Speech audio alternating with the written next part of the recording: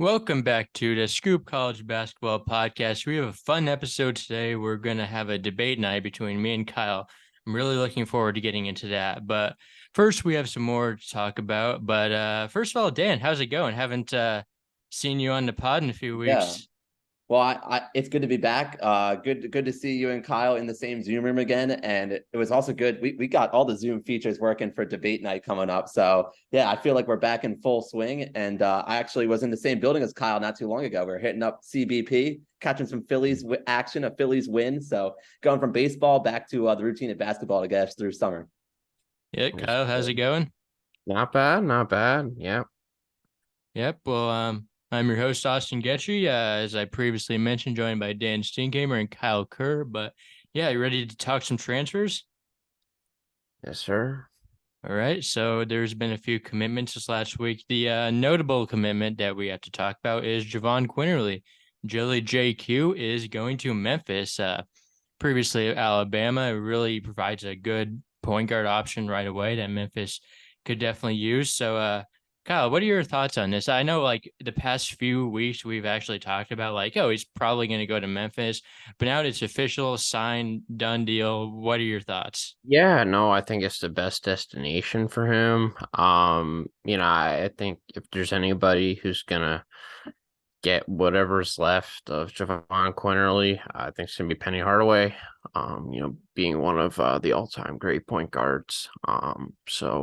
No, I like him. I don't know how they're gonna use him either as a bench point guard or He'll start. He'll they'll have start. them start. I think that's going to be pretty wise. So yeah, no, I'm really looking forward to Memphis this year. Yeah, I agree. He's very talented and he'll have a little more freedom on offense, a little less competition. To like in Alabama, there were tons of guards in there. Dan, do you have any thoughts about this move? I know he's was previously Yeah, at Villanova, kind of up in both of your guys' areas, right, so you're probably right. familiar. Yeah, well, so big, just obviously, I'm just gonna piggyback on what you folks said. Big recruiting win for Memphis to take a swipe from an SEC school in recruiting, and yeah, I think it's the best landing spot for him. I think he found his way ultimately. So I think everybody except Alabama wins in the end.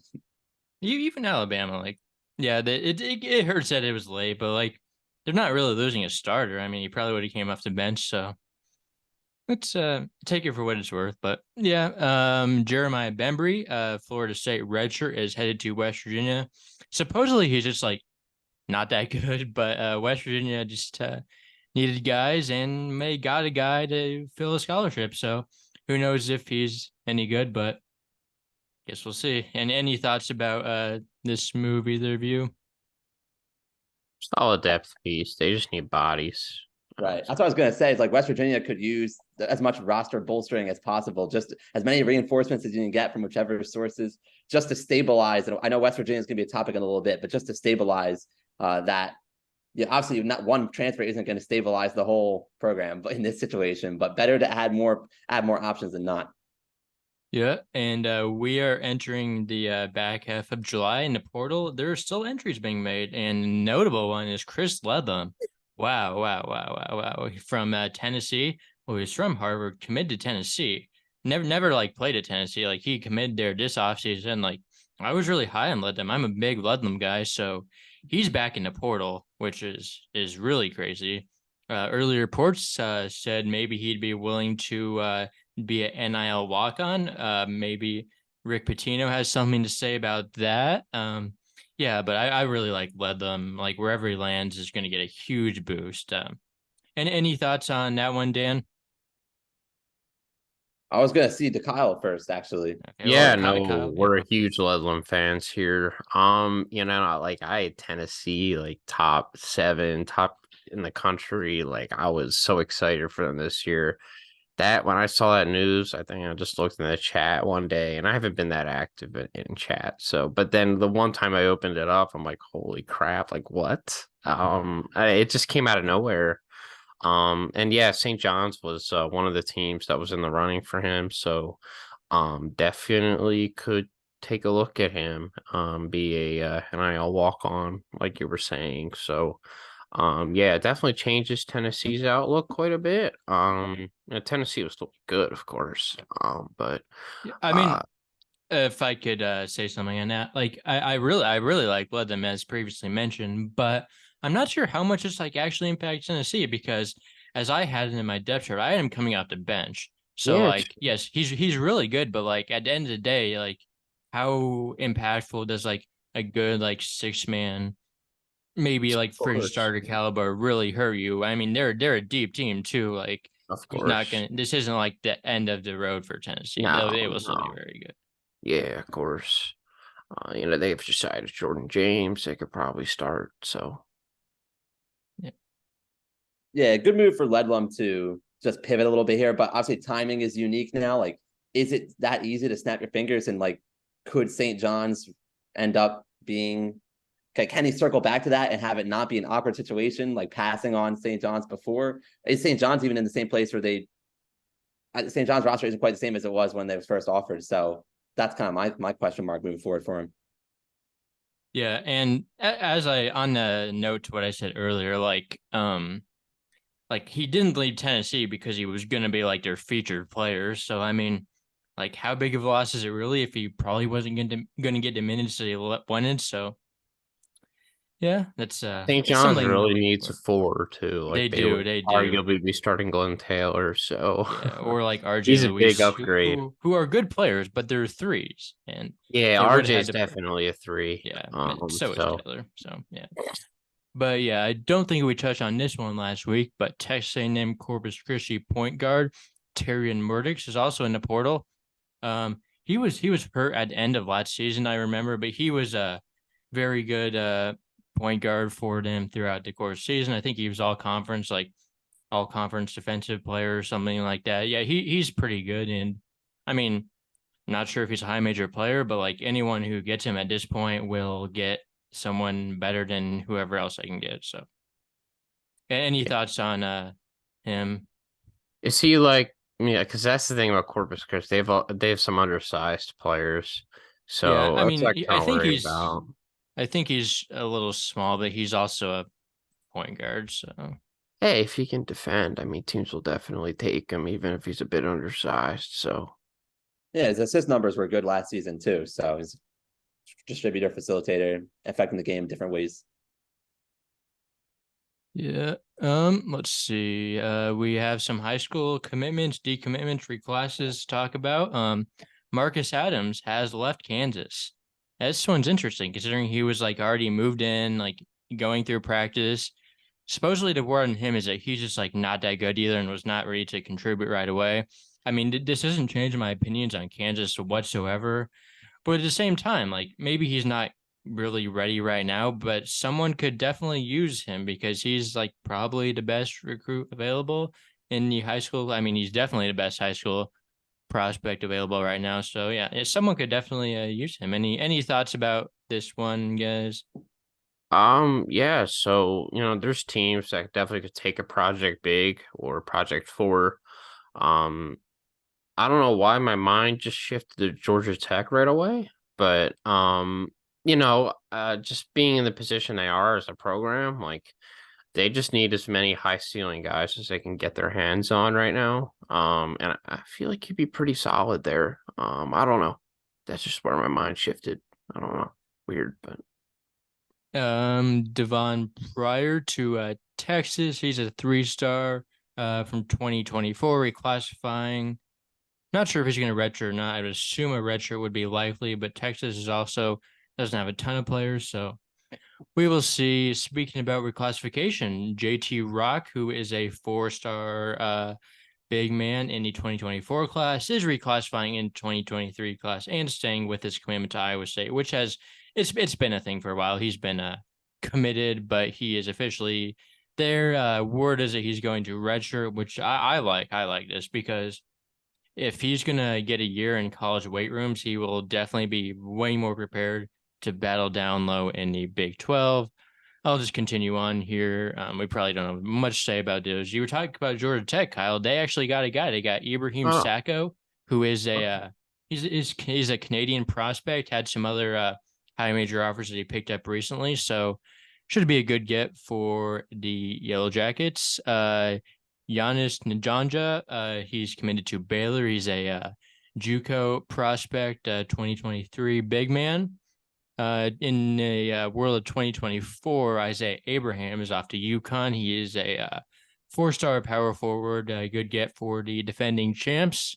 FAU got some 3 stars. Dusty May is really starting to capitalize on the recruiting trail, getting Elijah Ellie and Ty Robinson both rated as 3 stars, as previously mentioned. And Tyler Tanner, who is a 3-star point guard. He is off to Vanderbilt to play for Jerry Stackhouse. Not really a ton of notable guys I just listed off, but like, do either of you have any thoughts on all of those guys? So yeah, no, I've seen a couple of those FAU guys. FAU and Dusty May seem to target, like these certain kind of players, these score first kind of guards, which I love. Like they can really shot create and they can always create their own shots. Like Ty Robinson, I watched some of his highlights. He's pretty good. He's a very skilled 3-star. And yeah, no, it seems like Dusty May is, his set kind of player he tries to recruit. And yeah, no, I kind of like the players that he targets. So Yeah, Dan, any yeah, stole my thunder a little bit there because we talk about FAU bringing back so much of the talent from last year's March run, and to have these recruiting wins. I mean, you would expect Dusty needs to strike while the iron is hot, and he's doing so. So, and again, it's Kyle talked about it. It's fitting the identity, the kind of the mold of player we're coming to expect from the guard position at FAU. So that adds up nicely. But I do like Georgia Tech with Sacco. I do like that. I do like that pickup. I'm going to watch him a little bit closely here. But no, FAU is going to be the one that stuck out to me the most as well. Yeah. They got Vanderpool as well. Yes, Devin good. Vanderpool. Yeah, I've heard some good things about him. I know like Villanova was on him late. I don't think they ever extended an offer, but I know they were interested late, so that's a pretty big recruiting win. But yeah, he's 2023, so he'll be there this year. Who knows if he'll play? But yeah, on to the coaching news of the week. This is kind of old news at this point, but apparently there's still some disputes going on between Bob Huggins and West Virginia, and that he thinks that he's still employed or whatever, and still has his job. But it's just, I don't know. He just needs to leave on good terms, which this is turning into not so good terms because he went in a meeting, told his players he was not going to be their coach, and packed up his office. And I'm not sure why he would do that if he still thought he was the coach. So what do you guys have to say about Huggy doing this stuff? I just think, of course, the first person I think of is Jose Perez. So yeah, I think he was just so pissed off about the whole thing, and I think he's even in the portal right now. And he even if Huggins comes back and he was one of the reasons that he committed there, like he's not going to be happy with the whole situation at all. Well, Huggins isn't coming back. Yeah, and then there's that too. Obviously it would take so much for him to come back and all the formalities. He literally said he was going to resign, and now he's saying that his wife sent like some kind of text to the university and said that it was through his wife's he's email. going to resign on her behalf and things like that. But nah, it's just an absolute mess. No, and we're way past leaving on good terms. Like just to go back to Austin's, like obviously it was messy to begin with, and it was hard to ever going to really be considered good terms. But at least West Virginia was doing him a favor in the first place, being able to frame it initially as a resignation, not like West Virginia had an overwhelming quote cause to fire him, right? So like he was already getting a little bit, it's harsh to call it a gift, right? But they were already doing him some favors, and now my biggest thought in my mind, it's not even a question of anything about Huggins' viability going forward. All he's able to do now is undermine the interim head coach Josh Eilert. So I just think the whole thing is kind of getting kind of twisted. Not twisted in like the facts are distorted or something like that, but just it's so twisted in that the hole is only going deeper, but not even just for Huggins, for the program he's leaving behind, right? Like West Virginia would love nothing more than just focus on this interim period, and instead they're wrapped up a little bit in having to answer to Huggins' claims that this was never a valid or authorized resignation. Yeah, I mean, you're very selfish and attention seeking, especially when you're the intern trying to connect with the players, get them ready for the season, and then you still have to deal with this as a locker room and as a program. It's so bad for as a program. Yeah, I was gonna say, Dan, you made a good point when like it was never really in great terms. I mean, after his anti-Catholic, anti-gay quotes on the radio show earlier, and then plus the drunk driving incident, it was never really good terms. But like, you think if we just like walks away and just walks away peacefully, like in a year they're gonna like honor him, he's a legend. But now it's just gotten too far, and it's really sad to see this go down this way. But another coach that got fired is back in coaching. That is Mark Adams. He is an assistant on Michael Schwartz's staff on East Carolina. I'm a little torn about this because the reason he got fired was not a great thing that happened, but also he's a very good assistant coach. He's probably better as an assistant coach. As we saw, he was great under Beard, and then he just wasn't fit for head coaching. So, I mean, I kind of like this. What are your guys' thoughts? It's good for ECU. It gives them more of an identity defensively. They're a team that definitely needs to improve offensively, I think, and he doesn't really do that. But I mean, it's a solid move. Dan? Yeah, if you're a middling AAC team like East Carolina, like can take a swing to really improve the voices your players hear and every day. Just mix up the staff in this way. So I think this is probably like an ideal bounce back spot for Adams, and I can see why ECU would be interested. Yeah. All right. That's concludes our coaching news and some unfortunate news to report that Dick Vitale has vocal cord cancer. From what I read, it sounded like this was a pretty curable form of cancer, which is definitely great news that there's a likely chance he's going to get through this, and he's hoping to be ready for the start of the college basketball season, which is great. But he has really been through it. This is his third time with cancer, and I'm just hoping he can really pull through this, really get well soon. Anything on him? He's been battling this for a while. I feel bad. Like it was like a whole problem the entire last year. Yeah, I guess he's been trying to avoid surgery at all costs, and I guess it's kind of inevitable now. So yeah, you just gotta toughen up. I guess go through the surgery and see what happens after that, and hope it's all better by the time that's over. Yeah, massive get well soon, Godspeed. I mean, it's one thing to have. I mean, this has been over the course of years. Like it's one thing to have it's never easy. This is never easy to fight this, but yeah. Just think about over time his medical history, something that's he's gone through a lot to stay as the face of college basketball broadcasting. So I know we're gonna be rooting for him all the way to see him starting this fall.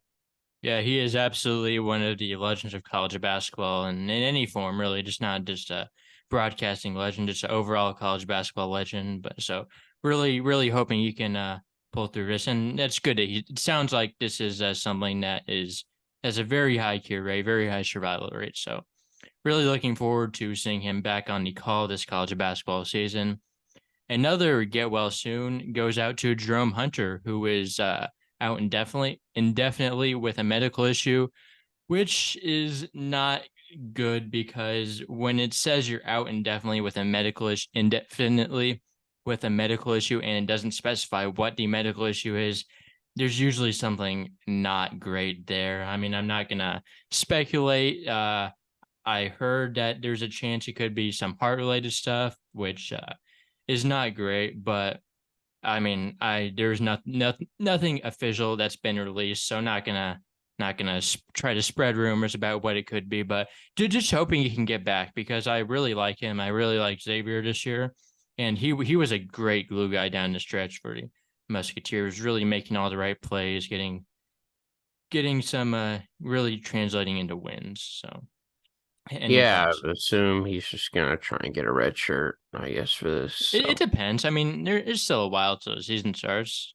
Like sure. we don't know like anything. So Mhm. we don't know what the recovery, like how long he's out for. So Yeah. No. Dan, any Any thoughts on? Yeah. I mean, obviously not here to speculate, but just like the fact that there was an announcement made about this, like in the dead of summer, like you don't want to assume things, but you just hope it's not something that's exceptionally long term. But if it is, clearly, everything coming out of that program is that they're fully supporting him, and as he's unable to be on the floor, so that's all good. And yeah, not to belabor the point, but certainly I also echo all of our well wishes for him. Mm-hmm. Well, moving on to some more positive news, which is more on the basketball side, which is Peach Jam. We talked about this last week, but now the finals have been over since we last podcasted. Dan, did you get a chance to watch any of the games? I did not get to see full games. I got to see Cooper flag highlights, so I think that's going to segue you into the biggest topic of discussion. So I got to see some of the peak moments, right? Yeah, I mean that was the big point, the big viewing point of the whole tournament.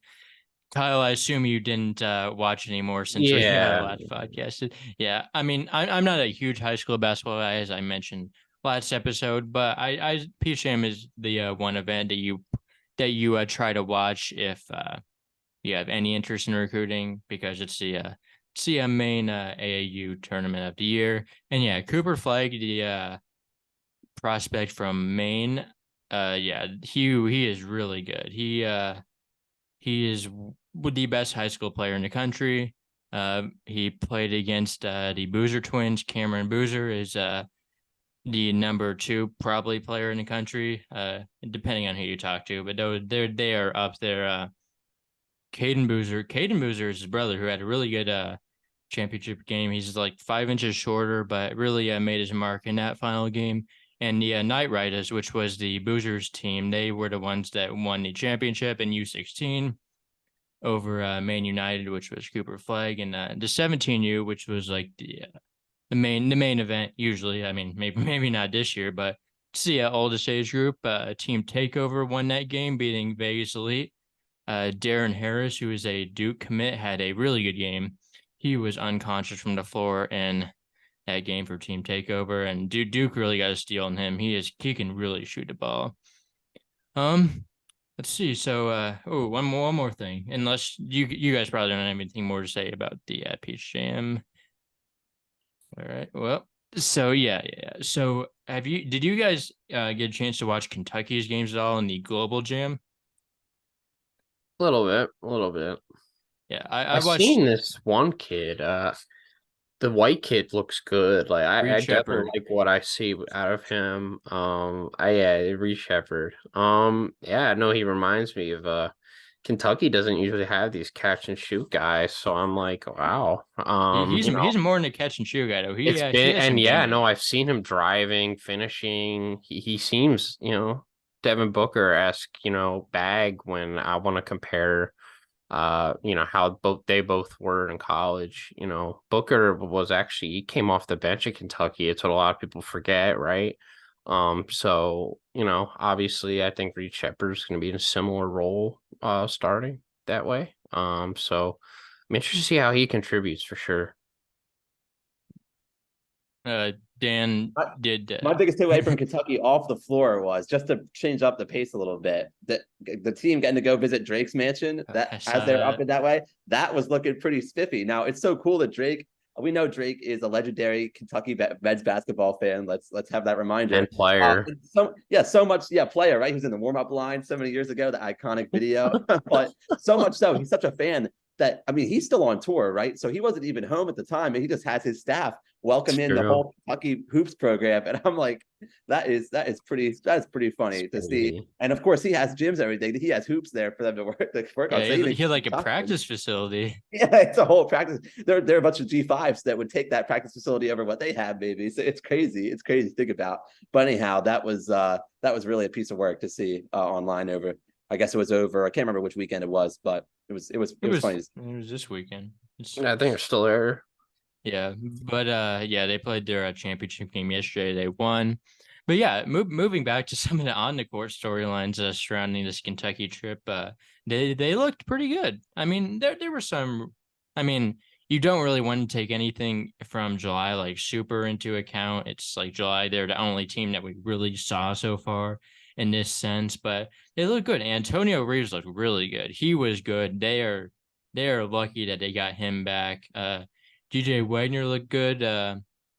Justin Edwards had some good games, had some not so good games. Same with Rob Dillingham.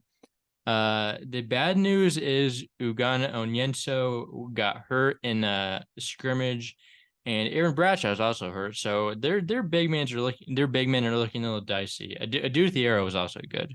He was could be someone that could emerge this year, but yeah, hoping we can see both those bigs in action by the time Kentucky tips off their season. I'm guessing it's nothing serious with Onyenso. Did some it's probably something that just kept him out for the rest of this tournament. But yeah, I am Kentucky looked kind of good, which was a good sight to see, because I know a lot of people have been very critical, including us, about Kentucky this offseason. So good to see them looking like they could compete this year. So there's gonna be more about Kentucky coming up, Austin, right? Yeah. Are we ready for debate night, or any other things we have to hit on before then? Any objections? That's everything. All right. So Dan, I will turn the floor over to you. You can read the rules, and then we can jump straight into this.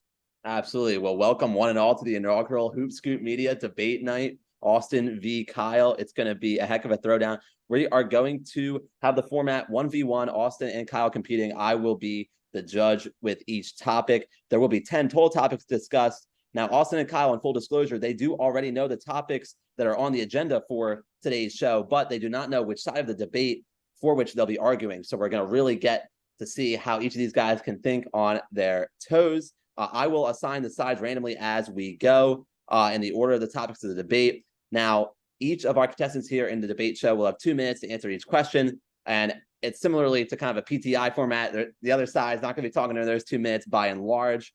And so it'll be 2 minutes each for Austin and Kyle. After they've each presented their case, I will assign a point to the debate participant who I think had the best argument, who won the argument, or who had the more compelling case for their side. And at the end, we'll total up all those points, whoever has the greater number of points. Now, we do have an even number of arguments, so we could end up in a dead tie, but I think that we'll probably go to overtime or something like that if push comes to shove. But in the end, the winner will be proclaimed the debate champ of the Scoop podcast, at least for this inaugural contest. So with all those ground rules laid out, topic number 1. Well, I'll start from the top for this one. Can Purdue contend in March? Last time we saw the Boilermakers, they were heading home after losing to Fairleigh Dickinson University. So for Purdue, in favor of Purdue, Austin, you believe the Boilermakers can contend in March. Kyle, you don't see it. You are thinking Purdue is not going to be contending in March this season. Take it on away with Purdue. Can we get the timer going, Dan? Yes, we have to have Major League Baseball timer starting. Okay, timer started. Okay, so we all know how Purdue ended their last season. It was not pretty, falling at the hands of Fairleigh Dickinson. And yeah, that was a terrible way. They've had struggles for a few years, but I think that this year is going to be very different. First of all, the reason that they lost last year is because no one could do anything outside of Zach Edey, because he was so dominant in that game, and Fairleigh Dickinson was just putting everyone on him because no one else can make a shot. Fletcher Lair could not make a shot. Braden Smith couldn't. Mason Gillis couldn't. But those guys are older now, and the freshman to sophomore jump is a real thing. And those guys are 1 year older, and they're definitely gonna, like, a lot of, they were good last season, but we see freshmen a lot of times kind of fall off towards the end of the season, and I don't think that'll happen this year as sophomores. They also had Lance Jones, who, although had some questionable shooting percentages under a more constricted volume, I think he will be an efficient player. He is a good leader, and he's a veteran that will be prepared to step up when it matters. I think Mason Gillis will also get better. Caleb First, maybe if you get something out of Miles Colvin, he can provide a big impact that we don't have C. Ethan Morton doing. But yeah, and they still have the best player in college basketball, one of the best players in college basketball, maybe not ever, but like one of the most dominant players throughout like our lifetimes for sure. And Zach Edey, and he is coming back. Like, he's not going to get any worse. If anything, he's going to expand his game more. So I just feel like they just took a step up with just getting older, and that was one of their biggest issues last year. Their weapons outside of Edey were just too young. So with they're getting a year older, I think they have what it takes to contend. And the game was also just like a fluke. Like they're gonna win that most of the time. And so even though, yeah, that's the timer. You could have got a couple seconds over because I started you just a couple seconds behind the clock, but the time did go. Austin's playing it by the book on debate number 1. Kyle, I'll reset the clock for you, my guy. All right. Yeah.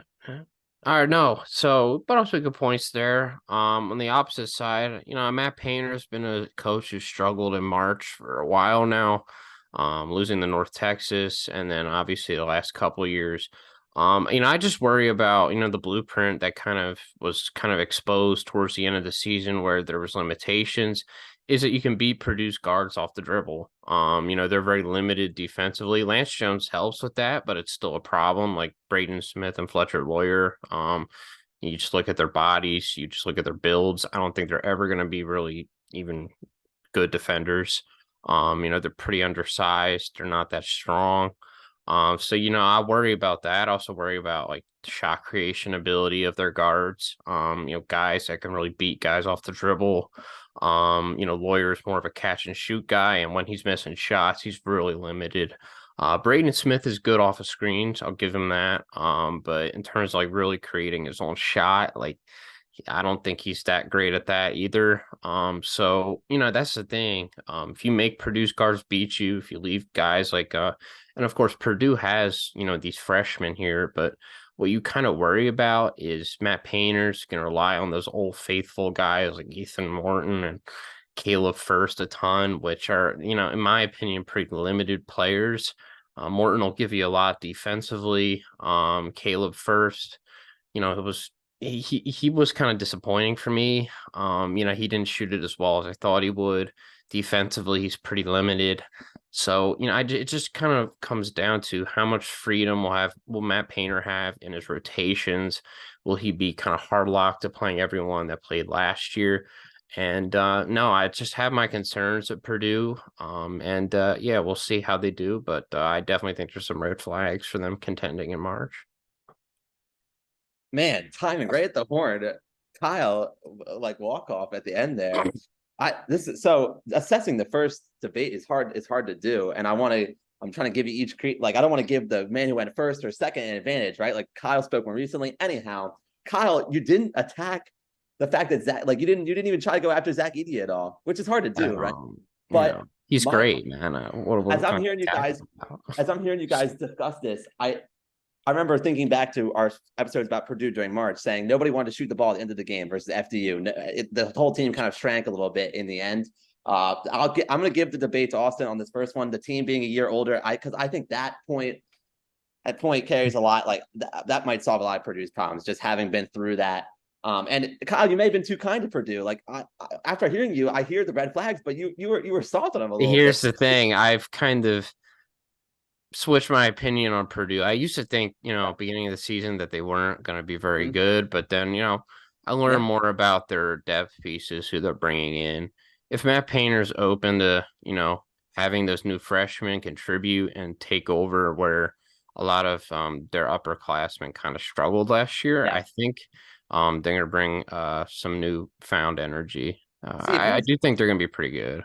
If you had zeroed in on Painter in your argument, I might have gone with you on the debate. Yeah.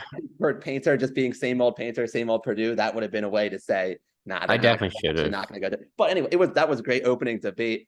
I'm randomly ordering these topics, right? Like we're going ahead. Yes, you are. You have full control of this. We're going crazy. We're moving to the ACC. Louisville. Does Louisville have any hope this year? Such a down program of late. What's in store for the Cards this time around? Austin.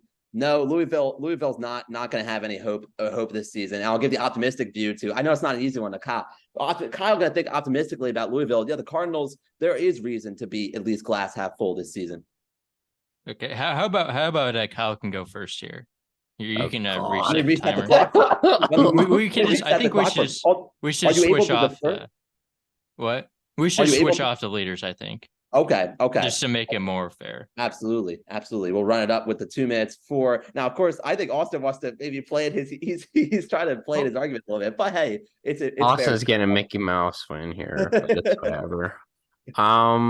Yeah, so Louisville, yeah, they have a lot of guys with high ceilings. They have the one guy from USC, I think is his name White. I don't I'm kind of blanking on him, but he does have a high ceiling. They have a lot of raw prospects there. Maybe not the best guy to develop it in Kenny Payne, but they will be in featured roles. They will get a lot of opportunities, and sometimes throwing guys that have high ceilings right into the fire brings out the best in them. We've seen that with a lot of players. Someone like Derek Simpson, I think, is a great example.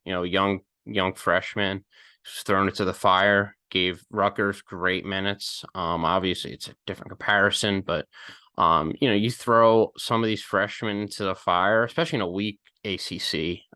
Definitely, could maybe be at the top of the basement. Obviously climbing out of the basement is going to be hard, but I definitely think they'll have a lot of opportunities to get good shots. And obviously not a ton of pressure because they don't have huge standards this year, I would hope. So I'm definitely still a bit cautious, but I think they can somewhat outperform our expectations for them at least. So with time to spare too. Kyle has time to spare. Austin, I'll tack on the extra 30 seconds Kyle left if you need 2:30. Yeah, I don't think you will. Can that be strategically a thing? But anyway, regardless, I will turn things over to Austin. He'll be arguing again anti-Louisville here. All right. So yeah, Louisville was terrible last year, and the reason that they might be good, if you were to argue that, as Kyle did, is because they have guys with high ceilings, which is fair because you look down this roster, you see top 100 guy, top 100 guy, top 100 guy. Trey White is a good transfer.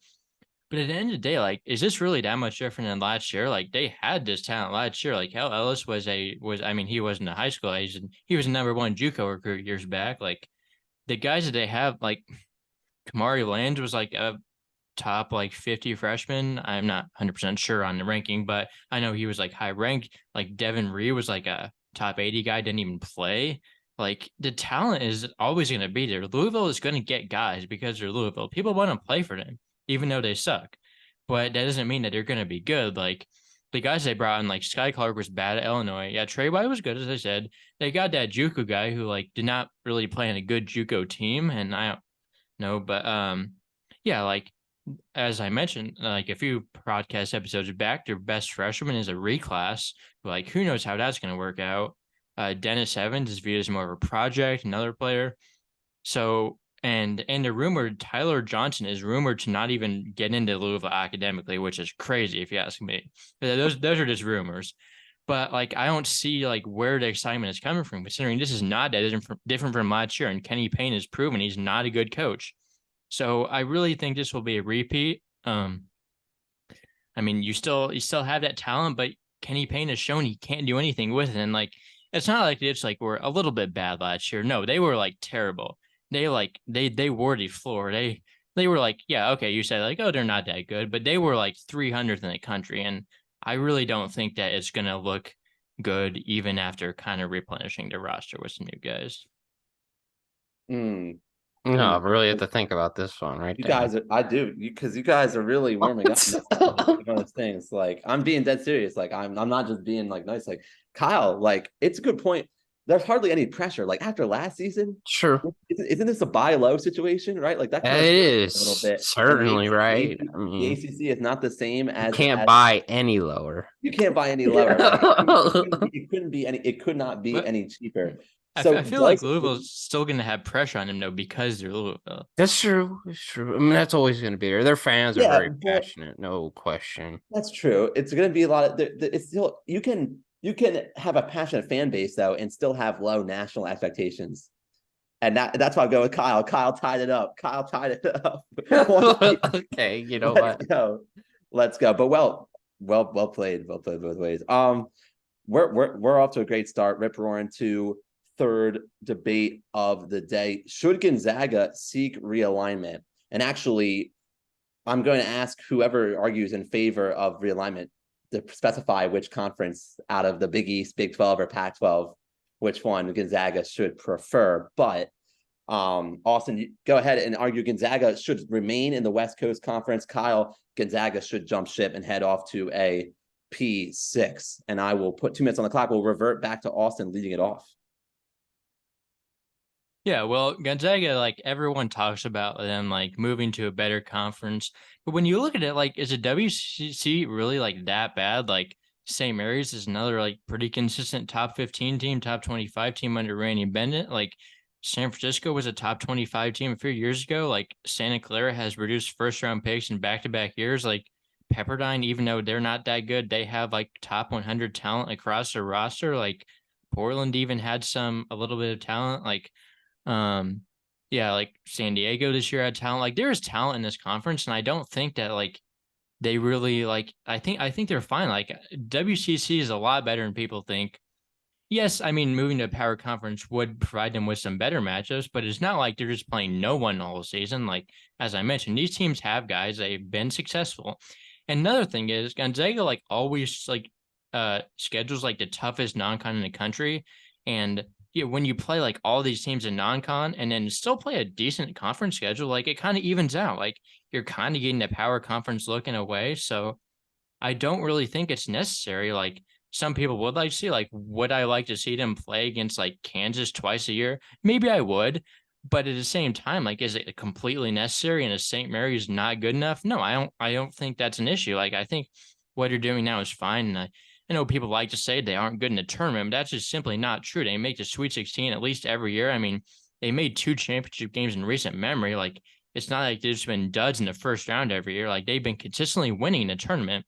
And I don't think it's really an issue that they're in the WCC. I mean, it regionally makes sense. I mean, and if you were to argue moving to Pac-12, like the Pac-12 has not been that good, and it's going to be even worse in 2 years when the good teams leave in the USC and UCLA. So I think they're fine where they are. Like it's hasn't been a problem, and it's not going to be. Austin came out swinging right before the buzzer. Kyle, Gonzaga should bolt. Gonzaga should leave the WCC.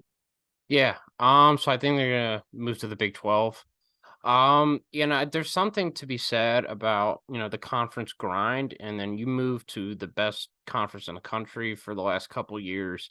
You're playing even teams that, maybe not this year because there's a couple weaker teams at the bottom of the conference, but you're playing 9 to 10 formidable opponents. And that's the thing about the WCC. There are some solid teams for sure. There's teams that are talented, but in terms of like teams that are actually pretty good, probably saying 4. So there's around like 4 or so competent games. And then, in the Big 12, you got like 9 teams, 10 teams that are really deep, and it's just a really good conference. And let's just talk about Gonzaga as a program. I mean, they've been top of the line. Like they have consistently gone pretty far in the tournament, even though they haven't gotten over the hump.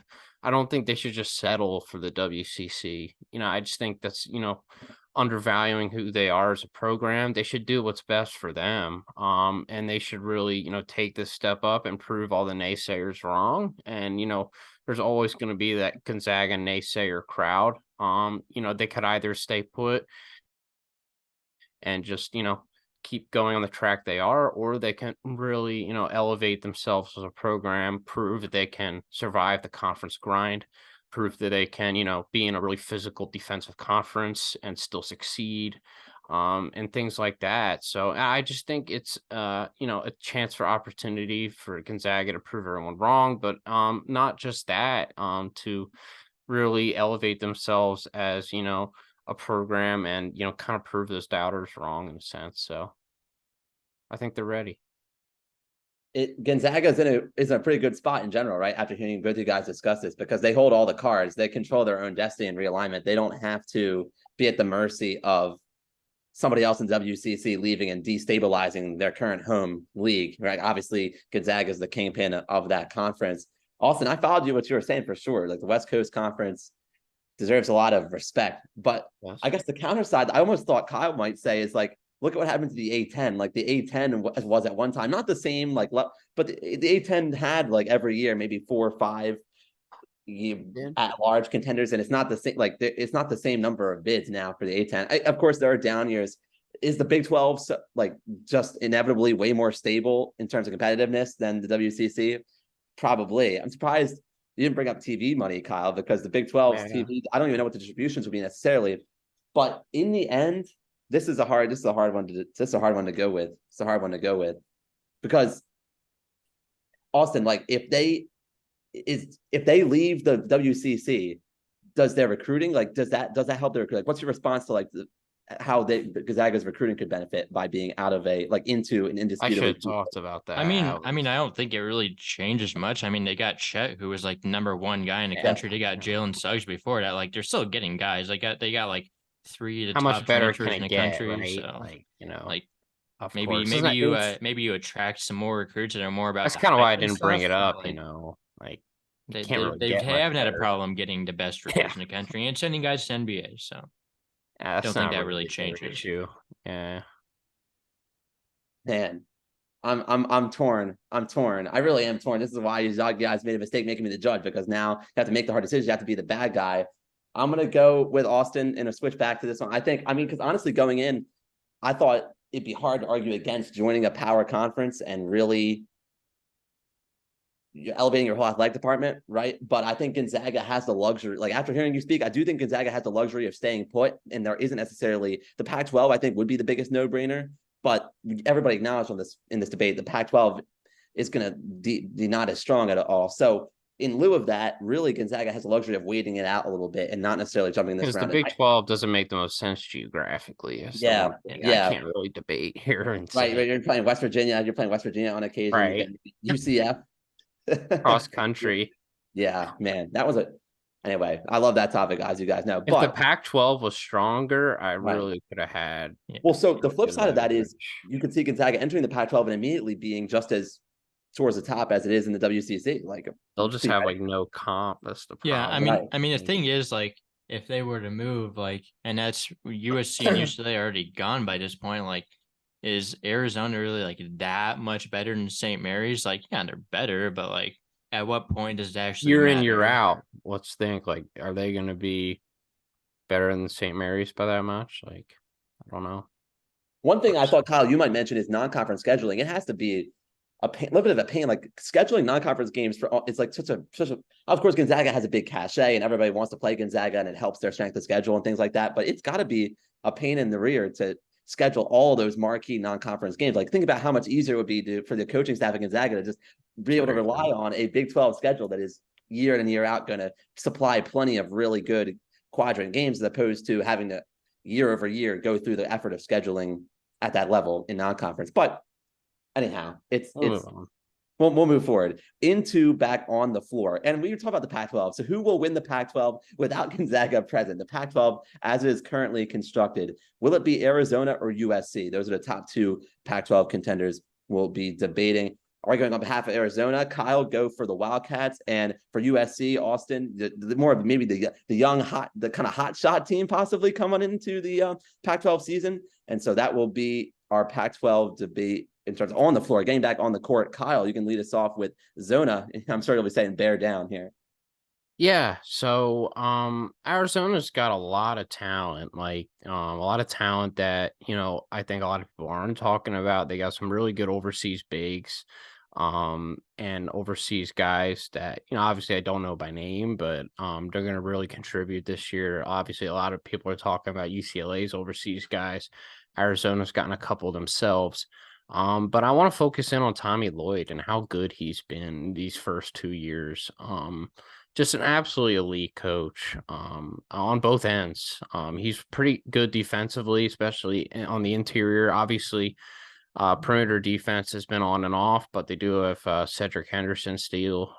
So, they obviously don't have, the best perimeter defense year in, year out, but they also have Nemhard as well. So, I just think, they're a really talented group, and obviously Kylan Boswell is going to be awesome. Like he's as close to a breakout player as you can find as a lock.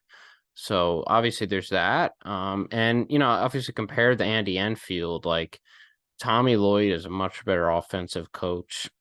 Tommy Lloyd is definitely has more consistent success. Enfield's been very on and off, and really the only successful season he had was on the coattails of Evan Mobley and a really talented group like that. So, if there's someone who's going to get the most out of their roster, it's going to be Tommy Lloyd, and I really worry about Enfield underachieving, like I think he kind of has recently. So, yeah, no, that's where I think Arizona could definitely have an advantage here.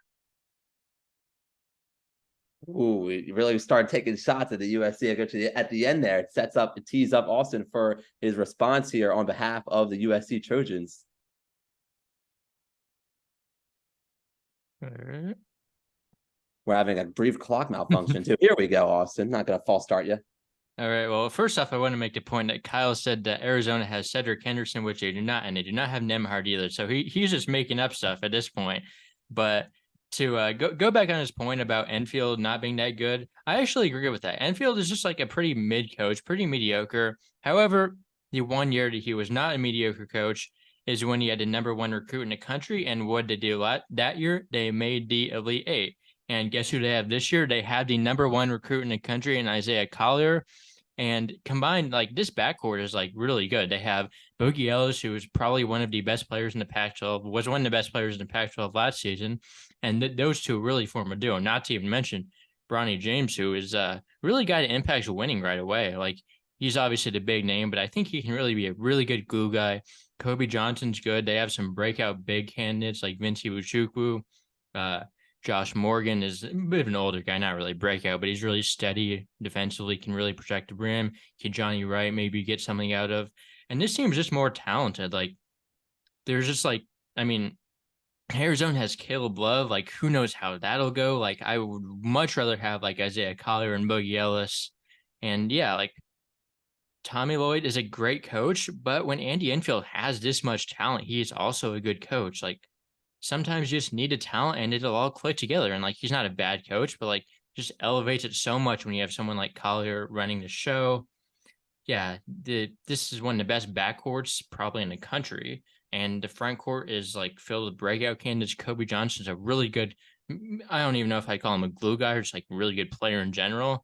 But yeah, like Vincey Uchukwu had a heart issue last year, so he didn't even play really to start the season. But when he came back, he showed some flashes. So I just think there's just so much talent on this team, and when Andy Enfield is number 1 recruit in the country, he can do some damage.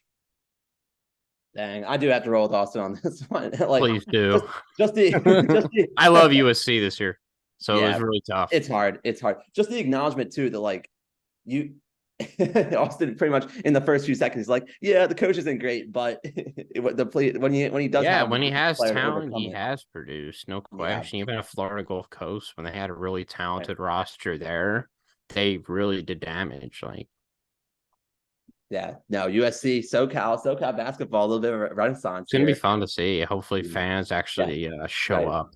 Well, right. Well, I mean, USC I don't think doesn't really get turnout, so we'll see. Will the Clippers really be moving the needle? Can they? I see the Lakers are their own little, and like just to make the LA basketball market, like the Lakers are going to be untouchable. Maybe the are the Clippers really going to be worth watching? Maybe ESPN is going to be all over USC this year because of Bronny. Oh yeah, I kind of like to see it. USC basketball needs more publicity. Like they need more fans showing up. Like they're going to have some fans showing up this year. I hope so. Like every game should be sold out. Like if it's not, it's a problem. It probably will. Well, I want to see Bron courtside because, of course, Bron when he was coaching, he hit the clip of him coaching up, coaching on the sideline. Yeah, coach. That was pretty good. I'm into that. I forgot to mention that in the Peach Jam storylines. Right. Well, LeBron would be an. We're not ESPN here, LeBron is in every storyline. I'm just here. Well, I'm going to make him in every show. LeBron would be an electric college coach. He would be though. He would probably be better than Deion in college football. He would be bigger than Deion in college football for sure. It's LeBron. Yeah. Anyhow, that's a different debate. That's a different topic. But I'd love to go with teams head to head again as we switch over to maybe outside of what would people would call the power realm over at FAU and Memphis. Those two are some pretty high profile programs outside of maybe the beaten path more historically. Who will be better between the two of them, Florida Atlantic or Memphis? Kyle, you want to take on Florida Atlantic for your side? No, let's with flip here. Let's flip here. Because we're actually very split on this. Give me Memphis. Give him on FA. Memphis. I do. I legitimately thought you were on FAU, and I'm No, supposed to randomly assign them. So I'm not stepping out of turn here. But is this the one topic? this will be a really good debate if I do have you want Memphis and he has do you want FA. to take it on yourself? Kyle, take Memphis. Austin, roll with Boca Raton here. You can And go first. Kyle, Yeah. are you up first, Kyle? No, I'm up first. He's up first. Austin's up This first. is the odd numbered one. Here we go. Odd number one. Here we go, Austin. You are leading 3-1 as you get underway here. All right. So FAU was obviously one of the biggest storylines of last year. They made the Final Four, and they were consistently good the whole season. Like they only lost like 2-3 games. They had the most wins in college basketball, and none that was a fluke. And I don't think debating against that would be a fair point. But Memphis obviously was good last year. Who cares about last year? They don't have the same team at all.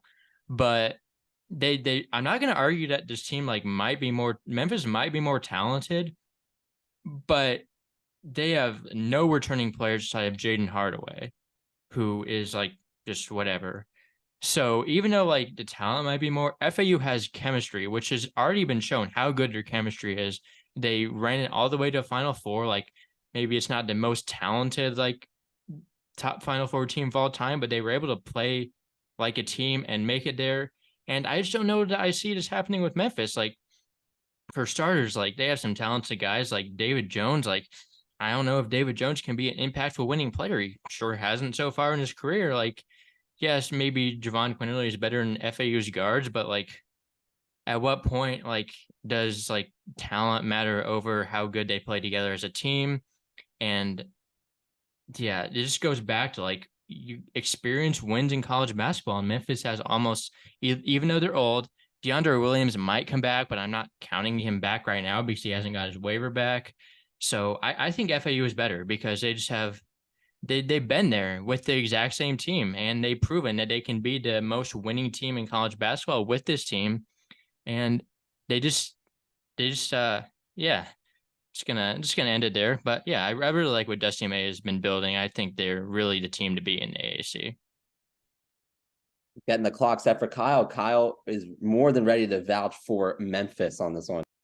Yeah. And it really just starts with how much I love Jordan Brown. Like I think Jordan Brown's literally been an NBA player or an NBA caliber player for the last like year or two. Like he's an extremely skilled big man. He's physical. He can score from the mid range very well. He's really good down low. They got guys like Jonathan Pierre from the JUCO/D2 level, who's gonna I've heard really good things about, really hard worker.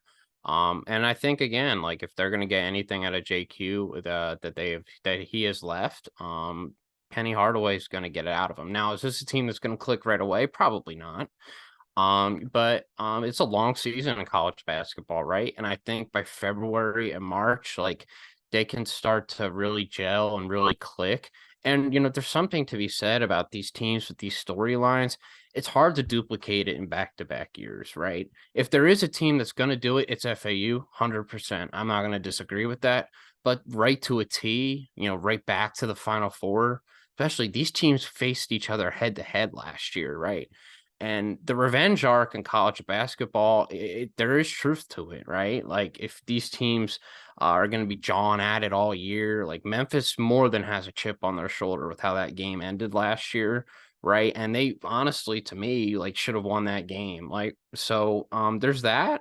And obviously, they won't need to be any more fired up than they already are. And I think guys like David Jones as well, like they're in perfect situations for them to succeed. If he's anything left to give to the table and to really like turn around his college career, he's going to do it with Memphis in a low pressure role, like where he doesn't need to do a ton. Right.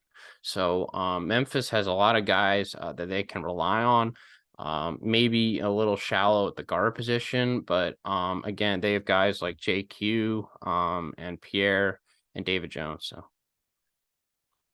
Man, I love comparing these teams because of the history too, and the revenge arc. Kyle, the revenge arc. I eat that up. Eat up all that. Eat up all that drama. I think Kyle did follow through on his argument here. I'm gonna go Kyle, move it to 3-2. But Florida Atlantic's a hard team to debate against too. I mean, Florida Of Atlantic course, I love FAU, man. and FAU is like my position favorite wise, Cinderella team yeah, recently. Like I guard love versus them, guards, dude. you give it to FAU, right? So at least right now, in a Of way. So, course. but If there I'm is a place where Memphis is gonna have their way, it's gonna be down low. Like I like Jordan Flat Brown. Golden, I do. Yeah, But guarding someone like Jordan Brown, dude, I watched everybody in the Sun Belt try to do it. I watched people in the Power Five conferences try and do it. It's hard as shit, dude. Like no, it's DeAndre was great too, of course, but Jordan Brown's more of a low post big. Like he's gonna really try and torture you down low, and that's something where I think Vlad Golden could struggle a little bit. So well, we're gonna see. We're gonna see it's who's gonna be iron so tough and fun to iron see, there. Oh my man. gosh, it's gonna be good stuff. I'm gonna switch things over to Big Ten country. Should we really just flip it around to Big Ten transfers? Kalel Ware or AJ Storr, each of them entering the Big Ten from out of conference. Now, Kalel Ware heading to Indiana by way of Oregon, and coming over to Wisconsin from St. John's, it's AJ Storr. And each of these transfers with a big name coming in, big pedigree. I mean, Storr, he had interest from over 30 schools, but only took an official visit to Wisco, and now he's going to be a Badger. Do you guys have a preference on who you debate here, or No, I have both sides ready. I have both sides ready for this too. I think this could is be a a really coin good toss? debate either Okay, we way. go back to a coin toss. With that coin toss, we'll go with Kalel Ware on the way of Austin. I'm just going left to right as I see it. Austin's on my left as I see it on my screen. So Kalel Ware will be better. Austin says Kalel Ware would be better. And AJ Storr, Kyle sees AJ Storr working out better over at Wisconsin. All right, yeah. So I'll start, right? So yeah, with Kalel Ware, again, all the potential in the world, obviously was a huge prospect at Oregon. Was supposed to be like an NBA draft pick or whatever.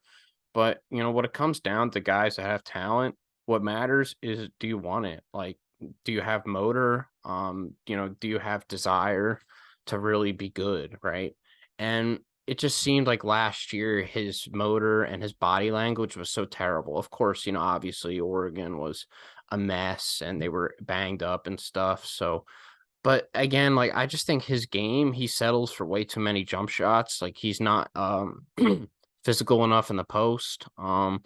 And the Big Ten is a physical league, so I just don't see him really. There's a lot of good bigs in this conference. There's a lot of physical bigs in this conference. It's going to be hard for him to dominate down low, and I just see him, settling for a lot of jumpers again. And I don't know if that's best for Indiana if he's just out on the perimeter, just chucking up jump shots. Like he can hit some of them, but like he wasn't really efficient last year in that role. And I just think AJ Storr, again, a guy I loved at St. John's. I hope St. John's could have kept him. Obviously, the one knock is how is he going to fit in guard system? But if they use Storr as like a primary ball handler, and Chucky was a great 3-point shooter last year, like 42%, like most of the year. So if they play Chucky like on the perimeter in a catch and shoot role, I think it's going to work so well. Storr can, develop as a facilitator as the season goes on, but be that primary shot creator, which is something Chucky kind of struggled with last year at the end of games. He was very inconsistent, shot his teams out of games last year. And I think Storr is, the more talented creator even now. And I feel like he can be more reliable for Wisconsin down the stretch.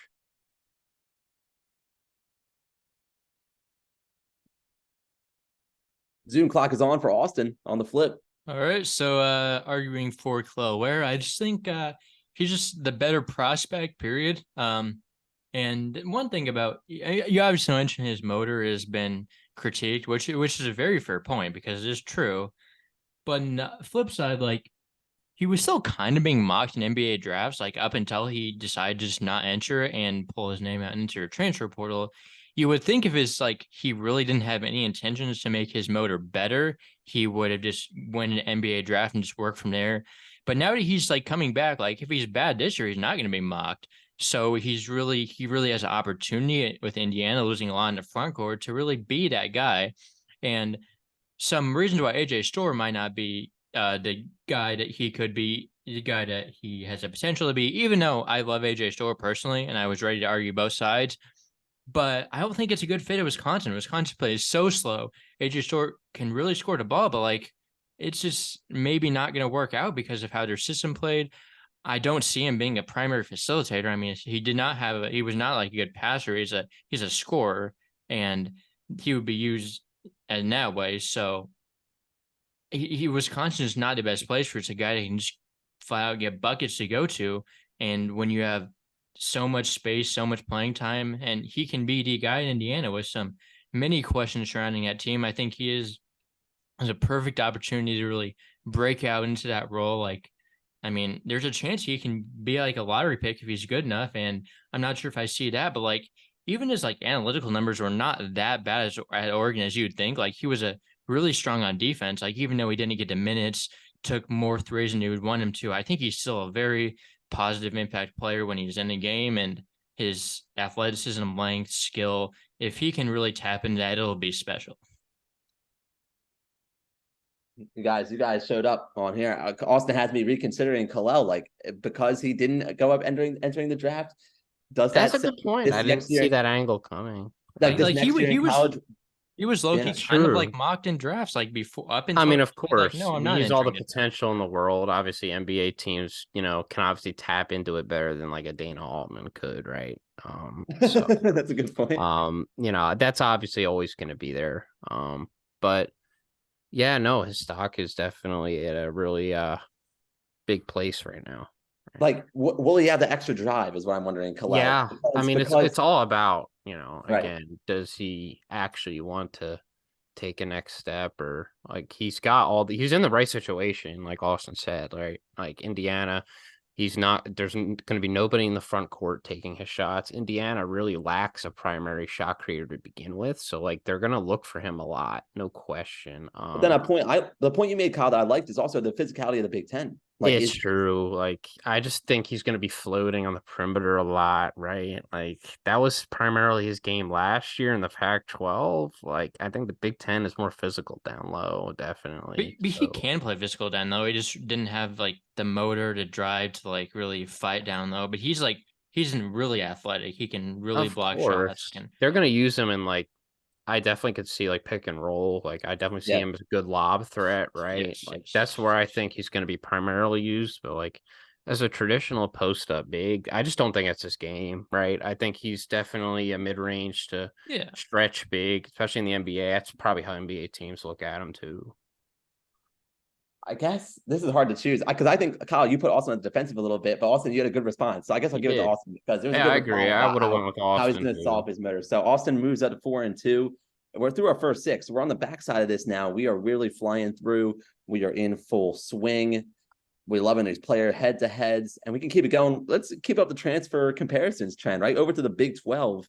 The better Big 12 transfer point guard, Max Abmas or Ray J. Dennis? Ray J. Dennis to Baylor. Max Abmas is a Longhorn. I guess I'll check. Should I stop checking with you guys if you have a preference of who you argue for? I was starting off earlier. I don't care either. It was just that one debate, right? Just that one debate. See, I missed them. Don't know. And it made for a really good one. It did. I think that's our best one so far, honestly. So all right. So Ray J. Dennis, Kyle, you grab Ray J. Dennis. Austin, you can grab Max, and I'll put 2 minutes on the clock.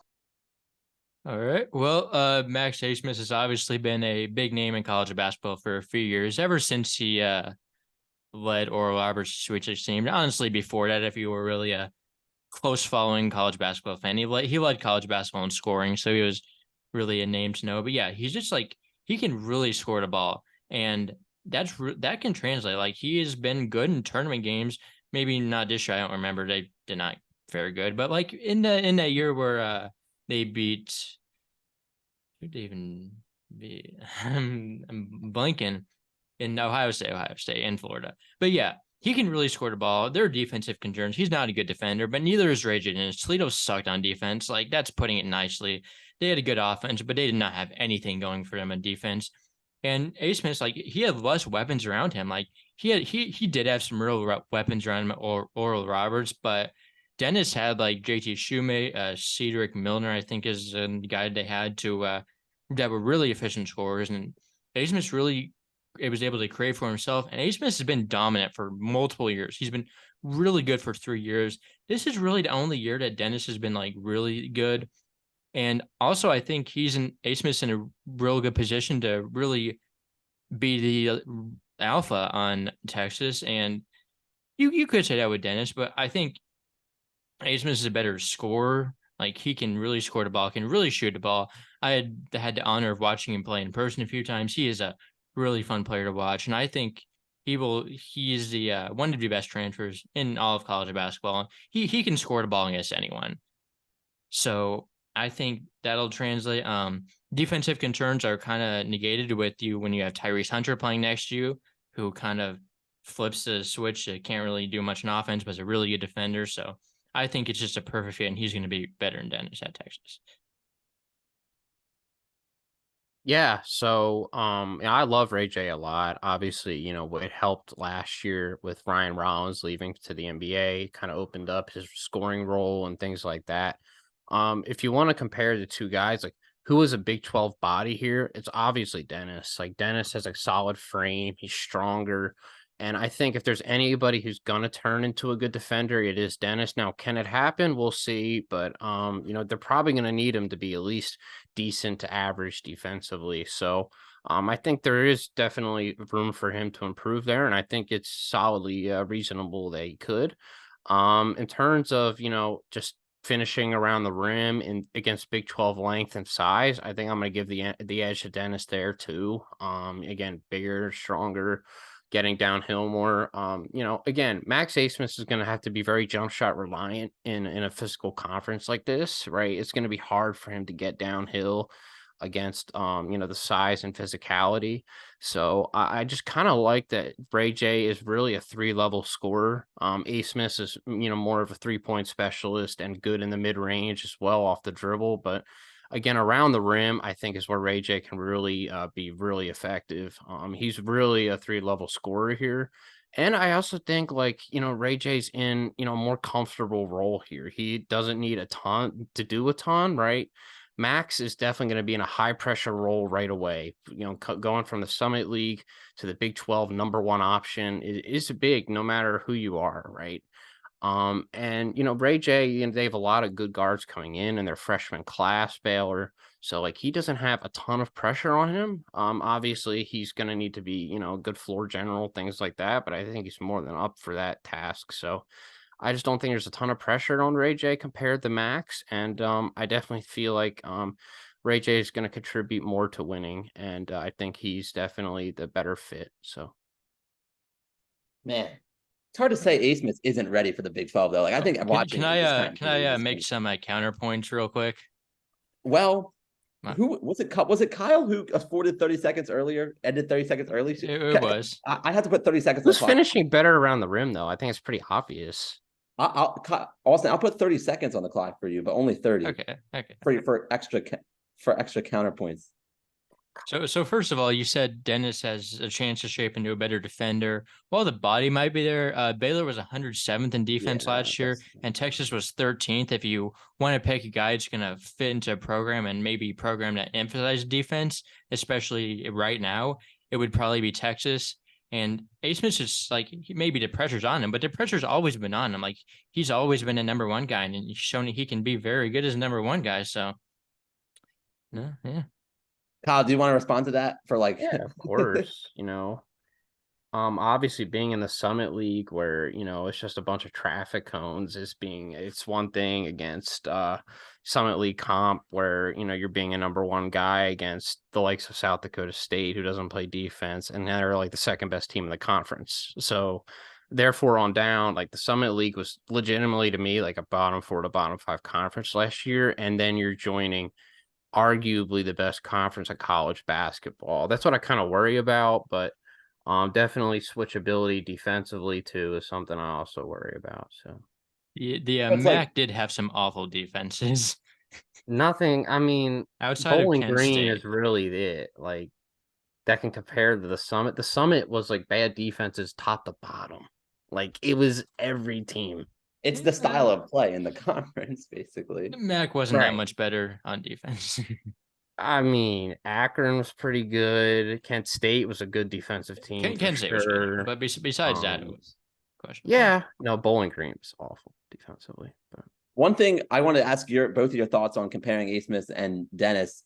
I was a bit surprised looking at stats. I mean, Dennis is listed, I think, is 2 inches taller than A. Smith, but rebounding was a very slight, like if not a tie, a slight edge to A. Smith. Like it's not the focal point of this game. I don't really put too much emphasis obviously, into that. right? It's just Toledo didn't really value anything on that side of the ball. There's nothing to argue there, right? Like, I think in a Power 5 environment, I think Dennis is going to rebound a bit better, but we'll see.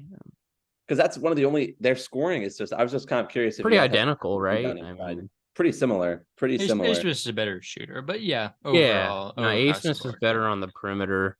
I think in Power 5, Dennis is going to be the better downhill player, obviously. So each of them have that advantage. Dennis was also top 15 in assists. Yeah, no, it's an underrated aspect of his game. Obviously Toledo had a lot of good shooting around him, though. JT Shumate, I love JT Shumate. He was great, man. Last 2 years, honestly. I mean, with Rollins, it was his best year. He was insane with Rollins. I love both of your arguments. I'm just gonna. I thought this was really. I think I'm gonna go with Kyle. I mean, it just the swing of the argument, it makes it 4-3, makes it 4-3 in our schedule. But I get it. Yeah, but it's this is heating up. It's heating up. We're loving player on player. Now we have an entire backcourt to debate. To debate entire SEC backcourts, but some remade looks for Florida and Alabama. So we'll get to not just 1v1 on players, but we'll go 2v2. We got Zion Poland and Walter Clayton Jr. That's in place at Florida for the Gator backcourt. At Alabama, Mark Sears and Aaron Estrada are in place. If we're doing 3-on-3, right? Add Griffin. Well, I misspoke and said 3-on-3. I was starting to think of the 3 players, but Austin presented as 2-on-2 with 2. All right, that's what I want to do because I think I saw 3 for Florida and 2 for Alabama on the dock, I think, and I was like, no, it was 2. It's 2-on-2. Okay, yeah.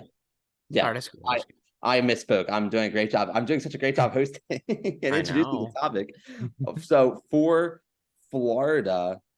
Austin, you want to roll with Florida, and Kyle roll with Alabama, arguing Alabama has a superior backcourt. And let me make sure we have 30 seconds on the clock right now, but that was for our bonus time.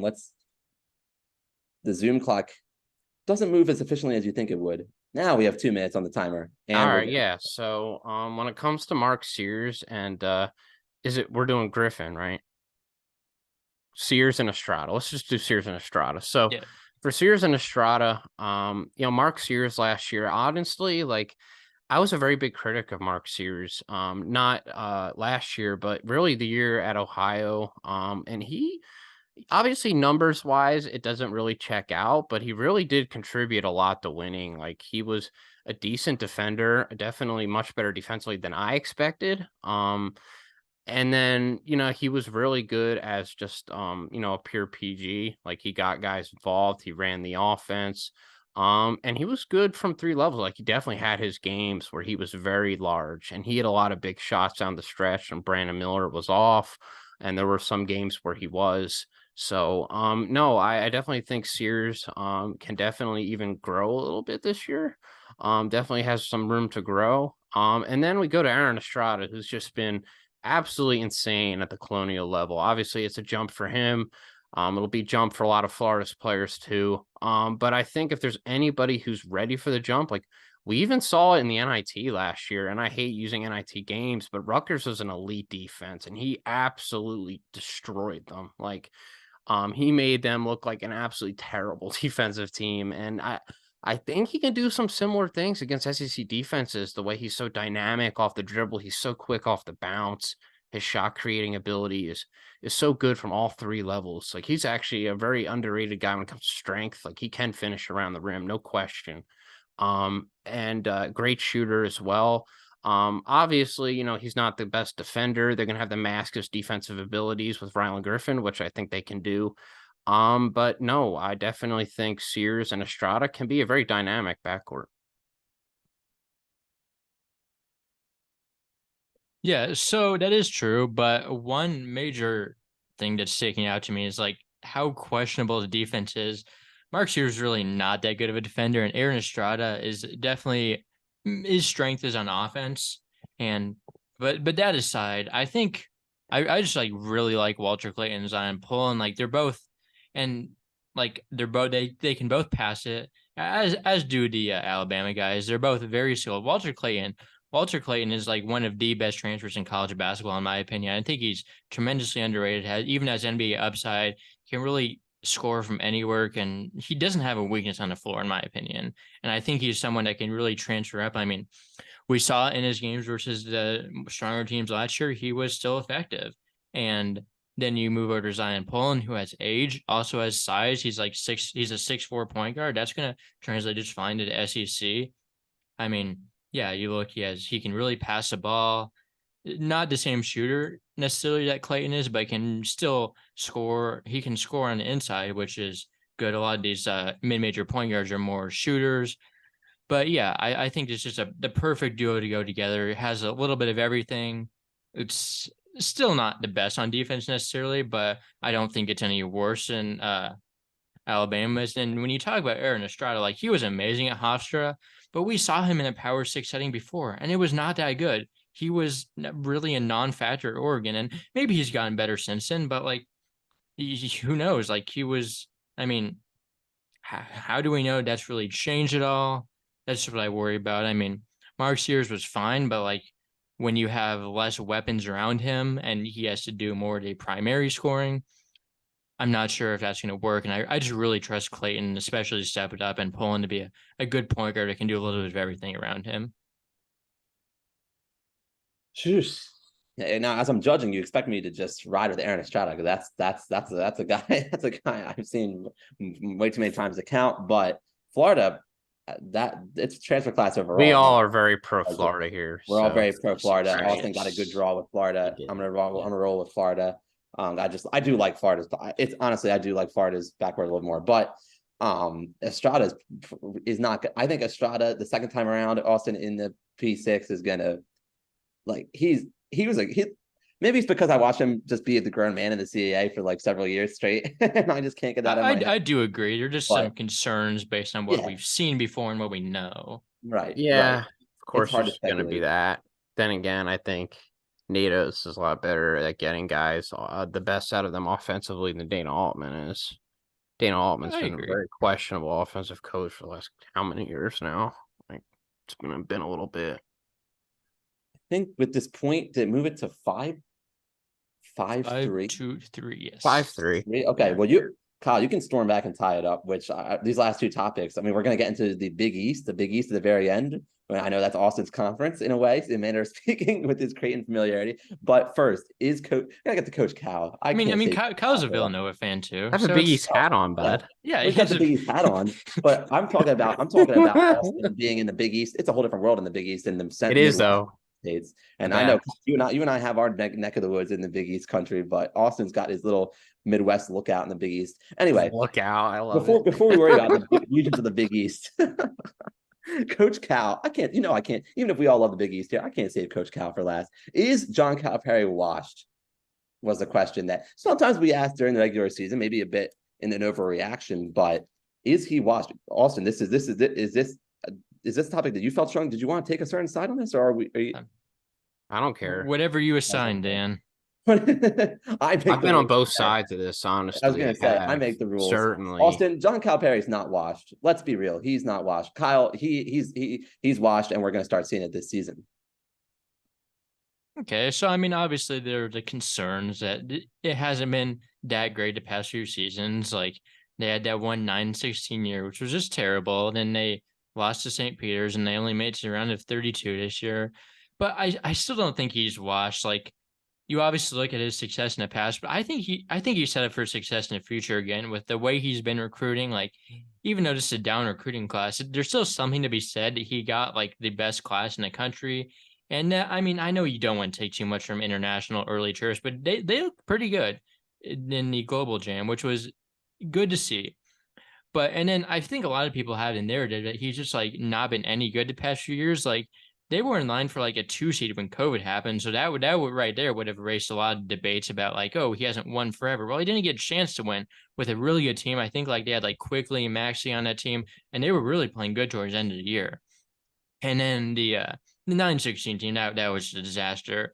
And then the St. Peter's year, like, yeah, that was a bad loss, but like a lot of people had them winning it all that year. Like they were not, that wasn't like a total failure of a year, even though it ended that way. Like, and Ty Washington was never the same after he got hurt. So that's something to know.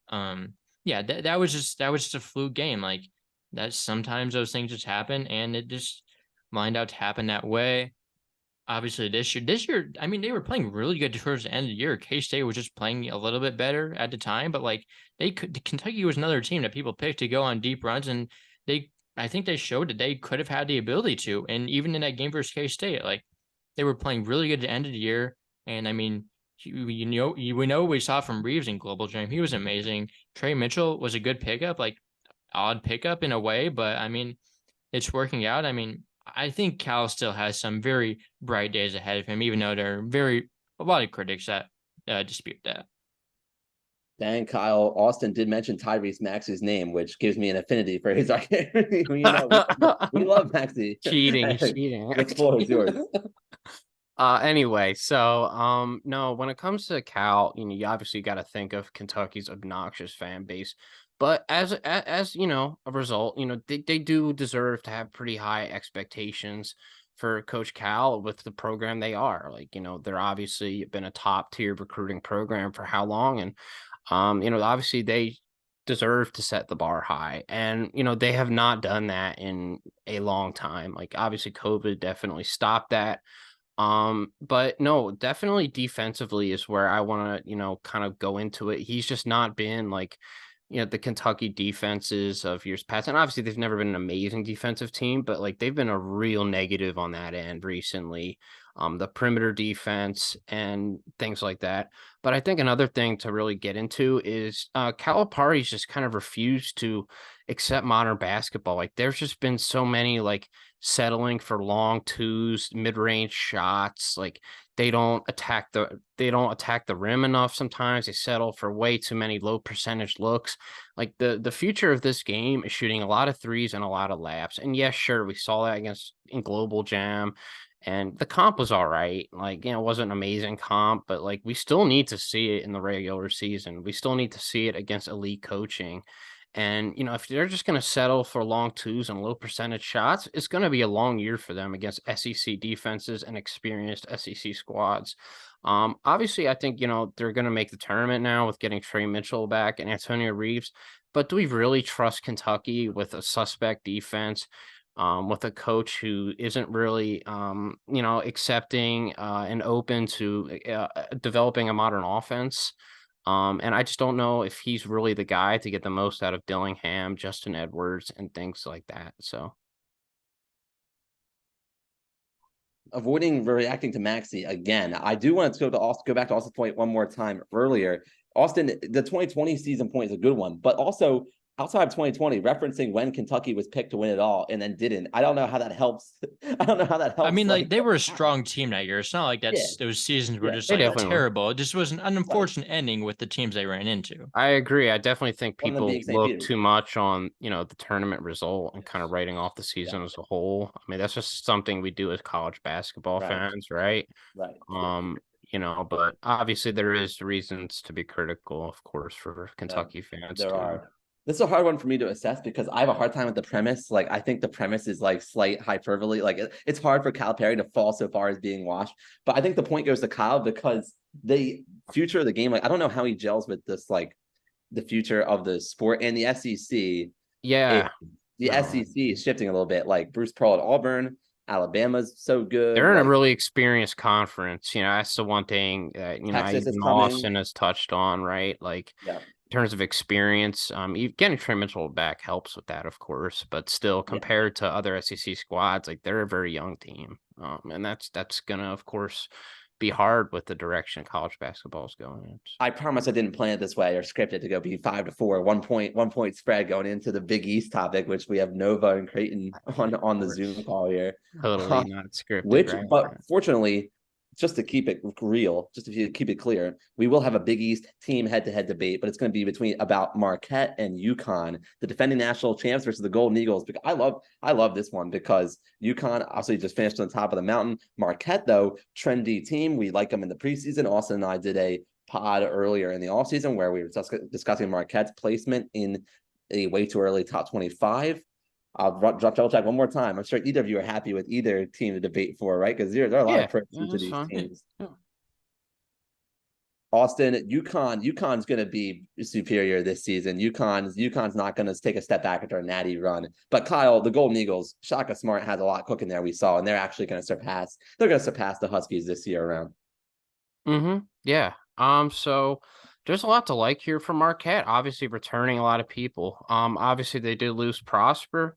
But they have a lot of good size here, which is something I was very critical of last year. They really lacked that real center, and I think Iga Hardrow, or however you pronounce it, is going to kind of emerge into a better center. And they have a lot of good pieces there. And then they have some really good young pieces as well that they're bringing in to help the front court as well. And obviously Tyler Kolek, he's just a winner, right? He's someone who's a great distributor, can get their guards involved like Cam Jones. He's a great 3-level scorer. And, I think something this kind of player that UConn kind of lacks, like that dynamic guy in the backcourt. Tristan Newton's a solid player for sure. He's not like the scorer Kolek is at all. He's solid passer. That's where, I can kind of, draw their similarities. But definitely not the 3-level scorer Kolek is. And I definitely feel like as far as backcourts go, I would definitely give the advantage to Marquette. And then coaching wise, obviously, yeah, Shaka has kind of, underachieved.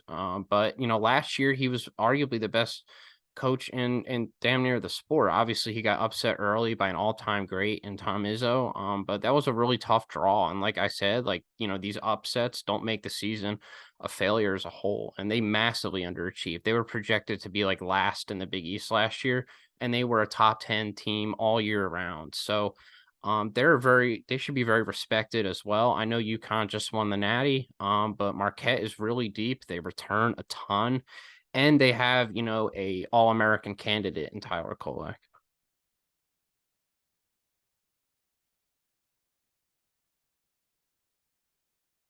Yeah, so those are some decent points. I see where you're coming from, but I think the first thing you have to look at when you're talking about UConn is how good Donovan Clingan is going to be. Like he is also an All-American candidate, even though he hasn't really produced that level. Like nearly everyone hasn't been an All-American this upcoming season that's been making way too early teams and stuff. So I think he's ready for that. I mean, he would have been like maybe a first round pick if he decided to leave and go to the NBA this year. So he obviously has really high ceilings, and they've done it before. So that is obviously it's a little bit of a different team, but like Danny Hurley has done it before. I mean, Shaka had that good run at VCU, but besides that, he just hasn't been able to win the tournament. Maybe tournament success means something, maybe it doesn't, but that's something that you have to take into account. I mean, yeah, you mentioned Tristan Newton isn't amazing, and I'm not a huge Tristan Newton guy personally, but when you put him next to Cam Spencer, there's a good backcourt because they can both facilitate.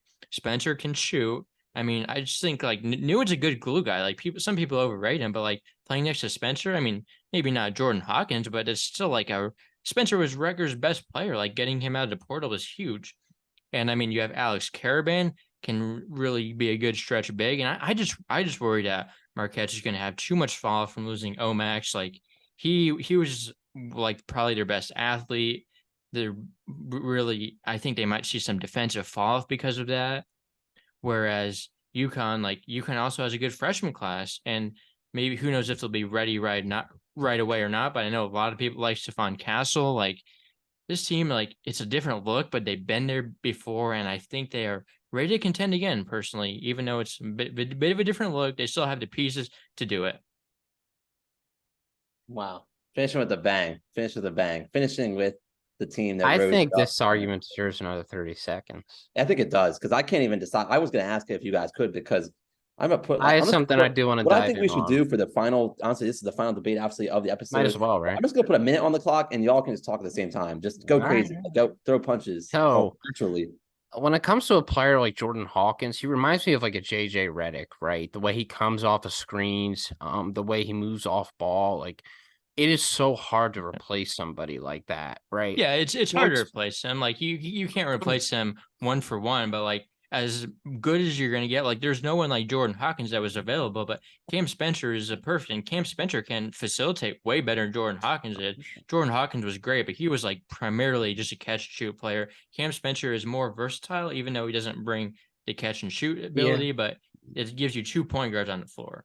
For sure. I just kind of worry like in terms of like a number one option down the stretch, that you really want to, someone who's going to be able to beat somebody off the dribble. Like obviously Tristan Newton is probably your best candidate I mean, I for think their beating number guys one off guy the is dribble. Klingon, or And like of course, yeah. Castle. Maybe Castle emerges into that guy. They can look as him as a post scorer for sure. I just always prefer the perimeter option for sure. Man. But that extra minute was all dominated on UConn. Talking about UConn, we didn't talk about Marquette as much in the end. There does that. Wow, I think I made some good points you did with make Hawkins. That's Like true. Hawkins is such a You- generational guy. Yeah. Like how as far how as do you- college goes, right? Yeah. Right. How do you just not just fall off to some extent? But do they fall off enough to the point where Marquette will catch up? True, of course, yeah.